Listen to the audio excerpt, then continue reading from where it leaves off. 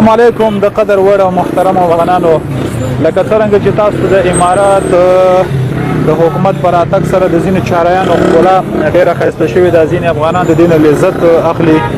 نو دلته ځینې ملکونه دي چې موږ سره دوستان دي او موږ سره دوستي پالي، ولې ځینې ملکونه دي چې ظالم زامن موږ سره دښمني پالي، ولې د دښمنۍ په قصه کې هم نه یو او دغلته اوسي دغه ساحه کې دی. راځه قاري صاحب دې باید هر ځای کې جوړ کړي چې زموږ د افغانانو هغه ذهنونه ورسره آرام وي او په ټولو شرکتونو غټو غټو کمپنیانو باندې غږ کوم چې حد اقل نور خو څه ونه کړه، کومه توره هم ونه کړله، دغه یوه توره وکړې لکه د سوپر کولا چې په ښار کې یو چوک جوړ کړی دی، همدغسې ستاسو نه غواړو چې چوکونه جوړ کړئ، هغو دغه ځایونو نه لذت واخلي.